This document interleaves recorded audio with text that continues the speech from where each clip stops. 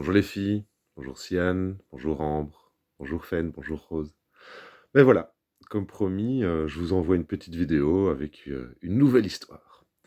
Et puis, pour le moment, j'étais un petit peu déboussolé, et donc j'avais pas d'histoire. Et je viens d'en trouver une qui s'appelle Ce qu'il arriva au conteur lorsqu'il fut à court d'idées. Je vous la lis. Il était une fois un roi qui vivait dans le royaume de Leinster. Et il avait un très bon conteur. Le soir, il le faisait appeler et le conteur lui narrait chaque fois une nouvelle histoire ou une nouvelle anecdote. Depuis 7 ans, il lui en racontait même 2 par nuit, sans jamais se répéter. Il s'efforçait au contraire de conter toujours du nouveau, vous voyez, un peu comme moi. Et comme le roi l'estimait, il lui avait fait construire une maison superbe près du palais. Il lui avait donné des chevaux, des chiens. Et pourtant, un soir, il se fâcha sur son conteur. Alors que celui-ci commençait une histoire, il l'interrompit en criant « Ah, la connais déjà! Raconte-moi une autre où la honte sera sur toi, et peut-être pire !» Le conteur prit son courage à 2 mains et dit au souverain « Pardonnez-moi, mon roi, mais tout homme a parfois ses faiblesses, et dans ce cas, ne parvient pas à rassembler ni ses idées, ni à arriver au but qu'il s'est fixé. Me punirais-tu pour une faiblesse passagère alors que je t'ai fidèlement servi pendant 7 années? Aurais-tu le cœur de me menacer au pire ?» Et le roi rougit de colère. « N'en dis pas plus long. Moi, je n'ai jamais de faiblesse, et je n'en aurai jamais. Le roi de Leinster se doit d'être puissant, et d'obtenir toujours ce qu'il veut. Je préférerais mourir que faillir. » Le conteur baissa la tête en silence, et chercha un moyen de plaire au souverain. Mais son envie de conteur ne venait plus du cœur. Elle n'était plus dictée que par la peur. Par la suite, il parvint à raconter au roi une histoire telle qu'elle lui fit oublier tous ses soucis et le plongea à la longue dans un long sommeil. Le souverain n'aurait pas échangé son conteur contre une moitié de son royaume, mais il se gardait bien de lui avouer. Et chaque matin, le conteur se promenait dans le jardin, et tout en marchant, il songeait à ce qu'il allait raconter au soir. Et un jour, les choses n'allèrent pas facilement.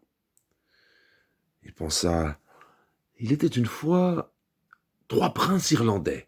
Ah, ça c'est bien ça.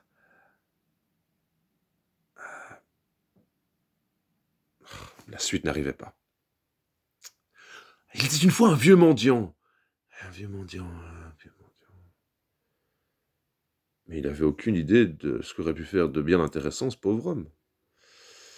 Il en serait rentré sous terre tant il avait honte d'avoir si peu d'imagination. À cet instant, sa femme l'appela pour déjeuner, mais il répondit « Tant que je n'aurai pas trouvé un compte pour ce soir, je ne mangerai pas un morceau. »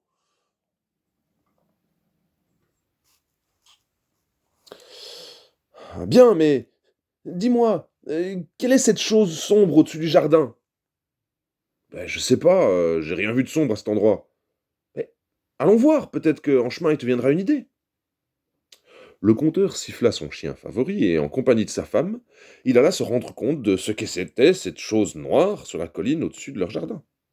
Quand ils y arrivèrent, ils virent un vieux mendiant en loques, avec une jambe de bois. Il était à moitié courbé et remuait des dés dans un gobelet en bois. « Qui es-tu? Et que cherches-tu » demanda le conteur. « Tu vois pas que je suis un vieux mendiant avec une jambe de bois? Je me repose, et j'attends que quelqu'un voudrait bien jouer avec moi pour me faire oublier un instant ma peine et mes douleurs. » « Et tu penses sincèrement que quelqu'un va venir ici, au milieu de la nuit, pour jouer au dé avec toi? Pourquoi pas? J'ai sur moi une bourse pleine d'or. Pour un tel enjeu, on pourrait accepter de jouer avec un vieux mendiant. » « Joue donc avec lui, dit la femme. Tu auras ensuite une histoire de... Enfin, tu auras de quoi raconter au roi. » Ah. Le conteur écouta sa femme, s'installa sur la borne face au mendiant. Il y avait là une grosse pierre, large comme une table, et ils commencèrent à jouer. Le conteur perdit. Bientôt, il ne lui resta plus un sou, ni maison, ni chat, ni chien, ni chevaux. Le premier mendiant venu à présent était plus riche que lui. Eh ben, au moins, j'aurai quelque chose à raconter au roi, dit-il. Mais, en récompense, il me fera chasser du royaume, sous les huées. Ah, joue encore. Peut-être que tu gagneras avec un peu de chance, lui dit sa femme. Bah, tu vois bien que je suis dans une situation pire que celle de n'importe quel mendiant. J'ai même pas un bâton de marche. Il te reste ta femme. Joue-la donc, insista le mendiant. Jouer sa femme quand même. Mais bon, puisque sa femme elle-même avait l'air d'accord, il misa sa femme. Et il perdit encore.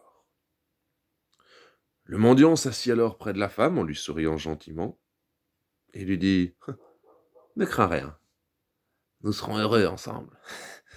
Mais je vais jouer encore une fois avec le compteur du roi. » Tu vois bien que j'ai plus rien. Que désires-tu encore? Toi. Mais toi comme en jeu. Si tu gagnes, tu récupéreras tout ce que tu as perdu, plus mes ducats. Si tu perds, tu seras à moi. Et un instant plus tard, le compteur était devenu la propriété du mendiant. Bien, à présent, dis-moi en quoi tu veux être changé. En lièvre? En chevreuil? En renard ou en sanglier? Ça peut te faire à présent. Disons, en lièvre, si tu veux. Alors, le mendiant toucha le compteur avec une baguette magique, et bientôt, un lièvre sautilla sur la borne. Il n'avait pas encore eu le temps de remuer les oreilles que le chien du compteur bondissait sur lui. Il lui donna la chasse tout autour de la borne, le poursuivit dans les sillons, l'attrapa par le cou pour le rapporter vivant au mendiant. « Bien, mon chien, bien !» Puis il toucha à nouveau le compteur avec sa baguette et le lièvre redevint un homme. Mais, un pauvre homme, à bout de souffle et d'effroi. Oh, il aurait mieux valu me laisser déchirer par le chien. Pourquoi? À présent, tu sais ce que c'est. Tu sais ce qu'éprouve un malheureux lièvre quand les chiens de chasse le poursuivent, et tu pourras le raconter au roi. Et pourquoi pas? Pourquoi tu ne me dis pas qui tu es, et pourquoi tu t'amuses avec moi comme un chat avec une souris? Si tu veux le savoir, viens avec moi. Je te promets que d'ici ce soir, tu auras davantage d'expérience, et tu seras plus savant qu'auparavant. D'accord, accepta le compteur. Le mendiant siffla, et un vieil homme, richement habillé, portant barbe blanche, se tint aussitôt devant lui. « Occupe-toi de cette femme, de sa maison, de son chat, de ses chevaux et de ses chiens.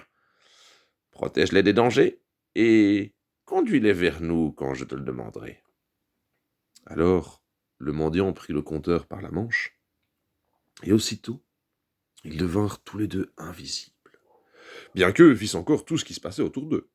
Aussi invisibles, ils se rendirent ainsi au château royal.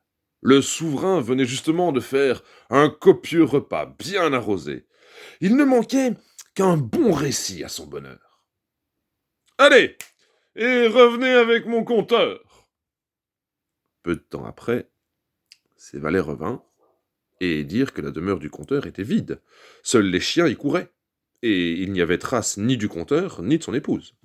« Voilà qui est un peu fort! Mon compteur! Où est mon compteur? » Alors, le mendiant chuchota au compteur invisible. « Attends, l'instant est venu pour moi. » Il s'appuya contre la porte et apparut, aux yeux de tous, maigre, en haillons, chaussé de souliers éculés. « Que cherches-tu ici ?» demanda un garde. « Je suis venu pour distraire le roi. J'arrive de très loin, de vallées profondes où chantent les cygnes blancs. » Une nuit, je suis sur une île, une autre sur le continent. J'ai vu beaucoup de choses, j'ai beaucoup d'expérience, et peut-être que le roi aura plaisir à m'entendre. Je t'écouterai lorsque mes harpistes auront fini de jouer, répondit le roi. Les meilleurs d'entre eux viennent à ma cour, tous des quatre coins de l'Irlande. Ils viennent du sud, ils viennent du nord, de l'est, de l'ouest, dans le seul but de me distraire. Dis-moi, as-tu jamais entendu de musique aussi belle? Oh, oui, oui, oui, j'en ai entendu. Oh, je dis pas que ceux-ci jouent mal, hein. Non, non, non, mais à côté de ceux que j'ai entendus autrefois sur l'île de Man, ils jouent comme... Merde ma page. Ils jouent comme un chat à qui on a marché sur la queue, ou comme des moustiques bourdonnant autour d'une lampe, ou encore comme une mégère se disputant avec son mari. En entendant cela, les musiciens du roi posèrent leurs instruments, ils dégainèrent leurs épées et se lancèrent à l'assaut du mendiant, mais la colère les aveuglait tellement qu'ils ne réussirent pas à atteindre un seul de ses cheveux et ne surent que se faire mal les uns aux autres. « Assez !» hurla le roi. « Il ne me suffit donc pas que mon compteur se soit évaporé et que je sois privé de compte aujourd'hui. Pendez-moi ce mendiant !» Les gardes bondirent vers l'homme et le tirèrent vers la porte. Puis ils lui firent traverser la cour en le traînant par les cheveux, le pendirent à la potence sans même lui demander d'exprimer sa dernière volonté. Les gardes retournèrent dans la salle du trône avec le sentiment du devoir accompli. Mais que ne virent-ils pas? Assis sur un banc, devant un verre de bière et une portion d'agneau rôti? Notre mendiant. Mais est-ce qu'on vient pas de te pendre? Comment est-ce que t'as fait pour revenir dans la salle du trône? Examinez-moi bien. Comment pourriez-vous m'avoir pendu, puisque vous me voyez de vos propres yeux déguster cette chopine de bière à l'instant même? Et il vida sa chope d'un trait pour illustrer ses propos.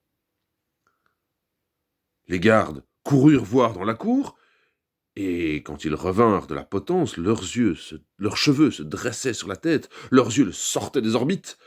Ils appelèrent le chef de garde dans un coin, afin que le roi n'entende pas ce qu'ils allaient lui dire, et ils lui chuchotèrent. Les 3 plus jeunes frères du roi sont pendus à la potence. Si le roi l'apprend, c'en est fait de nous. Là-dessus, le roi remarqua la présence du mendiant à une table. « Garde! Ne vous ai-je pas ordonné de pendre ce manant? Est-ce ainsi que vous exécutez mes ordres? Je vais vous faire pendre aussi, et peut-être que j'aurai la paix. » « Grâce, grâce, votre majesté !» supplièrent les gardes, en se traînant à genoux devant le roi. « Nous avons bien pendu ce manant, mais il est arrivé un malheur. Lorsque nous sommes rentrés, nous l'avons vu à nouveau ici, alors nous sommes retournés à la cour, et là nous avons vu vos 3 frères pendus à la place. » Le roi bondit hors de lui, et alla constater à lui-même ce qu'il en était. Il n'y avait plus aucune trace de ses frères. Par contre, à la place étaient pendus tous les harpistes du roi et leurs instruments. La moitié des gardes s'enfuit de peur à ce spectacle. Quant au roi, il demeura planté là, stupéfait devant le spectacle. Seul le chef de la garde eut la présence d'esprit d'attraper le mendiant et de le traîner encore devant la potence. « Par pitié, combien de fois vas-tu m'envoyer dans l'autre monde? Et tout ça seulement parce que la musique du roi est pas à mon goût? Hein? Qu'est-il advenu des frères du roi et du musicien? Regarde donc, ils sont installés là, devant la porte du château, ils boivent de la bière. » Et ceux qui étaient là regardèrent, en effet, et les frères du roi, tout comme les musiciens, étaient assis dans l'herbe, sous le vent frais du soir. La bière qu'ils buvaient avait l'air fort à leur goût, ils avaient l'air en parfaite santé. La peur fit trembler les jambes du roi, et il eut quand même quelque mal à ne pas le laisser paraître.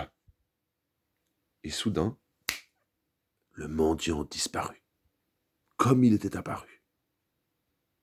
Il retourna en compagnie du conteur, à l'endroit où il avait joué au dé le matin. La femme du conteur les attendait déjà, avec les chevaux, le chat et les chiens. À présent, reprends tout ce qui est à toi et retourne au château, dit le mendiant. Tu as de quoi compter au roi. Tu sais bien que j'ai tout perdu. Tu n'as rien perdu du tout. Ha! J'ai pas respecté les règles du jeu en employant mes pouvoirs magiques. Mais, comme tu as pu le constater, ces pouvoirs sont puissants et je ne suis pas un manant. Je suis l'enchanteur Angus. Je sais quel bon service tu as rendu au roi de Leinster, et c'est pourquoi j'ai voulu t'aider quand je t'ai vu dans les ennuis. Le conteur n'en revenait pas de surprise. Va, va tranquillement, mon ami. Ta femme et toi êtes libres désormais. Je ne vous tourmenterai plus. Je préfère aller au château du roi pour t'écouter conter, car tu es bien le meilleur des conteurs. J'ai su te transformer en chien ou en lièvre grâce à mes pouvoirs magiques, mais je ne saurais, comme toi, raconter des histoires qui sont à présent célèbres dans tout le royaume d'Irlande. Le conteur voulut le remercier, mais le mendiant avait déjà disparu.